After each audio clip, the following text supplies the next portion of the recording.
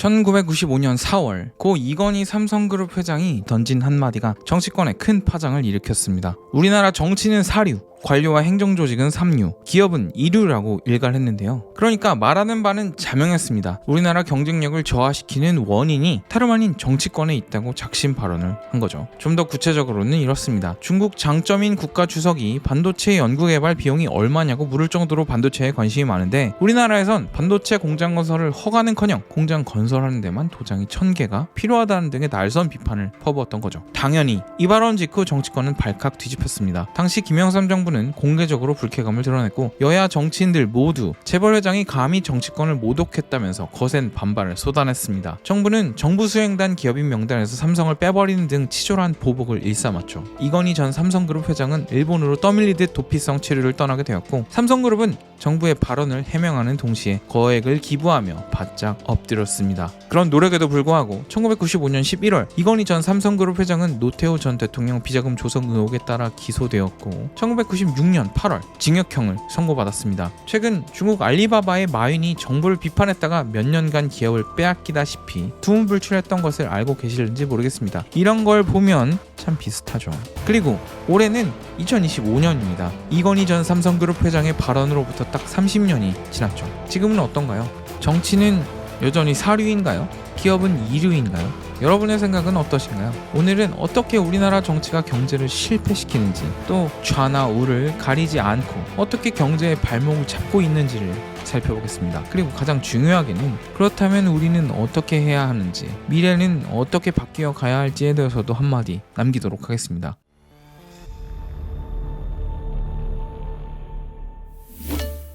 우리나라 정치는 사류, 관료와 행정조직은 삼류, 기업은 이류라는 이건희 전 삼성그룹 회장의 발언은 1995년에 있었던 말입니다. 네, 그리고 30년이 지났죠. 30년 뒤인 2024년 12월 3일 윤석열 대통령은 오후 11시를 기해 대한민국 전역에 비상계엄을 선포했습니다. 1979년 10월 26일 이후 선포된 계엄 이후로 45년 만에 선포된 비상계엄이었습니다. 대통령은 22시 23분경 긴급 브리핑을 열어 계엄령의 명분을 설명했습니다. 종북과 반국가 세력을 척결하고 자유 대한민국을 수호하겠다고 말했죠. 계엄사령부 포고령 제1호에 포함된 조치는 1번 국회 및 정당의 정치활동 일체 금지, 2번 모든 언론과 출판의 통제, 3번 전공의 및 의료인 복귀 거부 시 처단, 4번 계엄법에 따른 영장 없는 체포, 구금, 압수수색 가능 등이 포함되어 있었습니다. 물론 이 계엄령은 오래가지는 못했죠. 국회의 비상계엄 해제 요구 결의안이 통과되자 계엄군은 국회에서 철수했고 국무회의 의결로 계엄 해제가 선포됨에 따라 완전히 종료되었습니다. 6시간 만에 끝난 계엄이었던 거죠. 계엄의 목적은 그런데 천천히 드러났습니다. 계엄 주도자 중 하나였던 김용현 전 국방장관이 선관위 부정선거 의혹 수사가 필요한지 판단하기 위해서 선관위에 계엄군을 진입시켰다고 언급했습니다. 그도 그럴 것이 계엄군은 규모와 속도 면에서 오히려 국회보다 각 지역의 선거관리위원회를 먼저 장악했기도 했으니까요.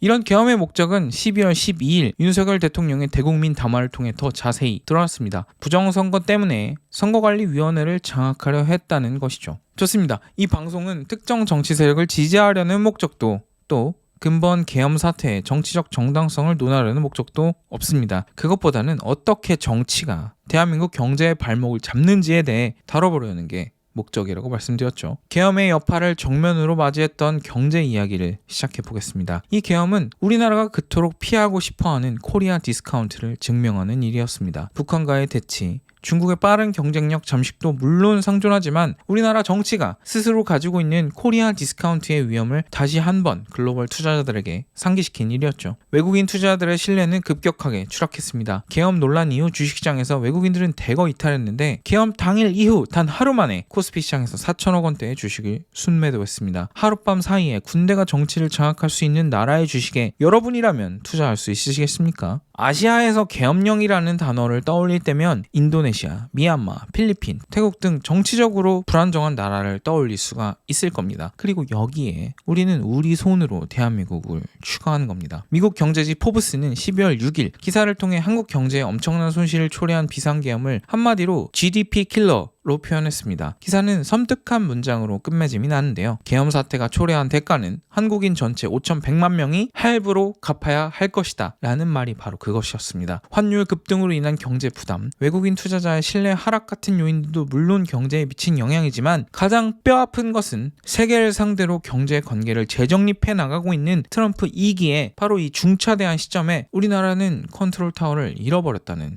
걸 겁니다. 일본이나 멕시코, 캐나다 같은 나라들은 지금 미국 우선주의를 내세우는 트럼프 정부와 어찌됐든 간에 경제 협상을 해나가고 있죠. 특히 일본의 경우에는 거액의 대미 투자를 약속하며 관세 위협에서 한 발 비켜나는 모습도 보여주고 있습니다. 그런데 우리나라는 어떤가요? 우리 손으로 계엄을 발동하고 또 탄핵된 끝에 이런 중차대한 시기에 미국과 이야기를 해나가야 할 대통령이 지금 공석인 겁니다. 이 대립의 악순환 속에서 국정 공백과 정책 표류가 장기화되었고 이는 곧바로 경제의 불확실성과 연결되었습니다. 국민 입장에서는 정치 다툼의 국정은 뒷전이고 그 피해는 고스란히 국민 경제에 돌아오게 됐던 셈인 거죠. 포브스의 기사처럼 이 피해는 우리 국민 모두에게 잘게 나눠져서 할부로 갚아야 할 비용이 된 겁니다. 두고두고 말이죠. 어떻게 정치가 경제의 발목을 잡는가? 이 이야기를 하기 위해서 처음으로 계엄에서 시작해서 탄핵으로 이어지고 있는 현 세태를 한번 짚어봤습니다. 그리고 이건 현 집권 여당만의 문제가 아닙니다. 우리나라 정치 그 자체가 품고 있는 리스크겠죠. 1번도 2번도 사실은 우리 경제를 위한 답이 될 수 없다는 이야기입니다. 그리고 경제만 생각한다면 어쩌면 현 야당은 심지어 계엄보다 위험한 선택이 될지도 모릅니다.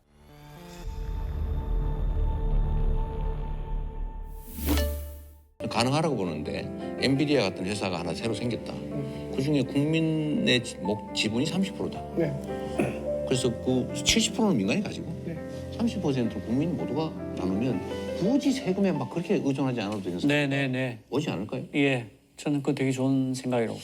라는 발언을 더불어민주당의 이재명 당대표가 했습니다. 3월 2일 심지어 자기가 스스로 업로드를 했죠. 다들 보시라고. 더 자세히 보면 이렇습니다. 영상에서 이 대표는 예를 들면 지금 인공지능에 투자해야 하는데 그중 일부를 국민 펀드나 국가가 가지고 있으면서 거기서 생기는 생산성의 일부를 국민 모두가 골고루 나눠 가지면 굳이 세금 많이 안 걷어도 되지 않냐? 고 말한 거죠. 엔비디아 창업자 입장에서 그 위대한 기업을 창업하게 될 미래의 누군가의 입장에서 한번 생각을 해볼게요. 여러분이 만약 엔비디아 창업자 젠슨 황만큼 능력 있고 큰 비전을 가지고 있는 창업자라면 30%의 지분을 국가가 가져가겠다고 미리 선포한 나라에서 창업을 할 생각이 들까요? 이건 당연히 들 수 없겠죠. 예고살인이라는 말이 있죠. 이런 발언은 예고 기업 찢기인 셈입니다. 기업들은 이제는 국적을 선택할 수 있는 시대에서 영업활동을 하고 있습니다. 기업하기 좋은 나라, 법적인 리스크가 적은 나라, 상속하기에 좋은 나라, 보조금을 잘 주는 나라에서 사업을 시작하거나 또 잘 되는 와중에서라도 그런 나라로 옮겨가게 될 것은 자명한 선택일 겁니다. 사실 더불어민주당 이재명 당대표의 이런 인식은 오래도록 이어져 왔습니다. 2017년 대선 출마를 선언하면서 이재명 당대표는 재벌을 해체해야 한다고 주장했습니다. 더 넘어서서 기본소득과 토지배당을 말했는데요. 그러니까 2017년이나 2025년이나 재벌을 해체해서 아직 존재하지도 않는 K-엔비디아도 해체해서 나눠 가지겠다는 생각은 변함이 없는 거라고 할 수 있을 겁니다. 그리고 이런 분배의 방점을 찍는 정책과 법 제도는 성장의 의지를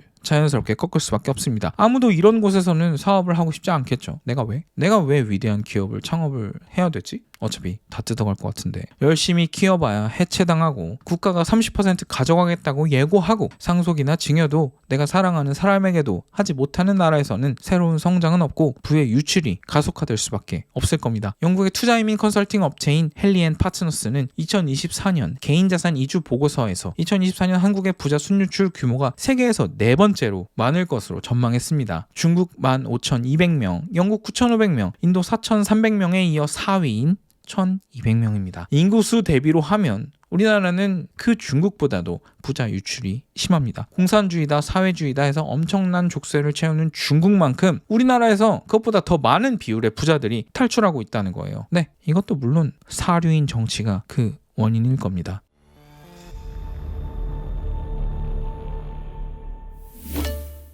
처음에 계엄 이야기를 했습니다. 이어서 K-엔비디아와 재벌 해체 이야기도 드려봤죠. 어떤 분들은 이런 식의 양비론이 의미가 없다고 하실 수도 있겠지만 이 영상에는 분명한 목적이 있습니다. 그걸 말씀드려 볼게요. 여러분, 저는 30년 전에 이건희 전 회장님의 말씀처럼 우리나라 정치는 여전히 사류에 머물러 있다고 생각합니다. 도움을 주기는커녕 팔목을 잡는 데 혈안이 되어 있죠. 계엄으로 시작해서 탄핵으로 이어지고 있는 우리나라의 정치 현황은 이렇게 사류에 머물러 있는 우리나라 정치의 한 단면일 뿐입니다. 하지만 그럼에도 희망을 잃어서는 안 된다고 생각합니다. 언젠가를 말해보겠습니다. 특정 정당을 찍어서 정치에 개입하자는 말이 아닙니다.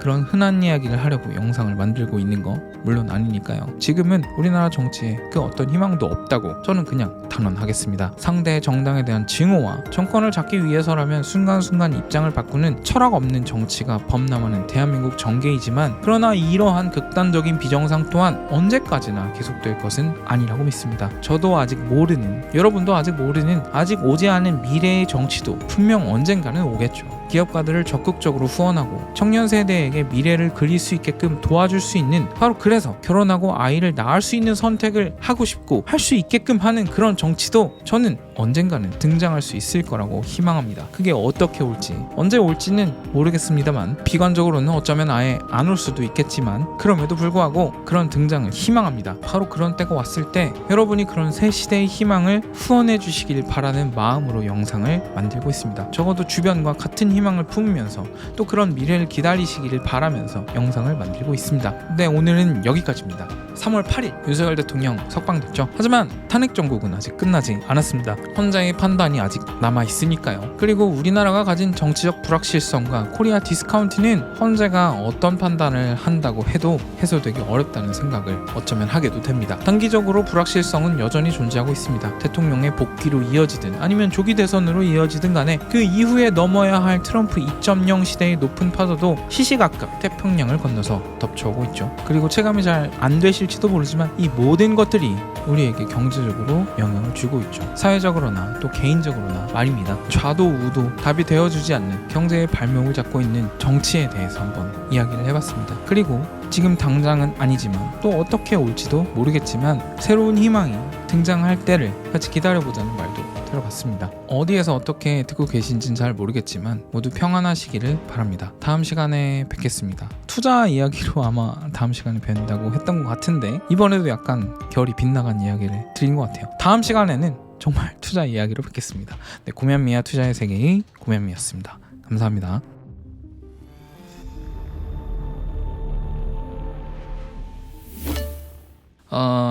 네, 그래서 정치 이야기, 경제 이야기죠. 경제 이야기인데 이제 정치 이야기를 곁들인 이런 이야기를 좀 들어봤습니다. 그래서 짧게 쿠키 녹음을 하고 오늘도 마무리를 해야 되겠죠. 퇴마록을 봤어요. 퇴마록 본 얘기 하기 전에 오늘 먹은 햄버거 이야기부터 하자. 맥도날드에서 신메뉴가 나왔더라고요. 상하이 투움바. 이거 맛 없습니다. 저는 맛 없었어요. 맛이 없더라고요. 그냥 아무 고민 없이 그냥 치킨에다가 투움바 소스를 넣은 것 같아요. 약간 신라면 투움바 같은 느낌을 내려고 한 것 같아요. 왜냐면 스파이시랑 이 투움바가 다른 메뉴에서 한번 성공했기 때문에 우리도 한번 해볼까 뭐 이런 느낌이었던 것 같은데, 최근에 맥날에서 롯데리아에서 그 권성준 나폴리 마피아 님이랑 같이 협업을 해서 성공한 메뉴가 있죠. 바질 토마토. 이거 저도 먹어봤는데 진짜 깜짝 놀랐어요. 왜냐면 저 신메뉴는 거의 다 먹어보는데 그래야 된다고 생각해요. 새로 개봉한 영화도 다 봐야 된다고 생각해요. 아무튼 간에 그 권성준 나폴리 마피아 님이랑 이제 롯데리아랑 협업을 해서 나온 이 햄버거, 이거 굉장히 놀랐어요. 저는 당연히 기대 안 했거든요. 저는 기대 안 하지만 아무튼 사 먹는데 진짜 맛있더라고요.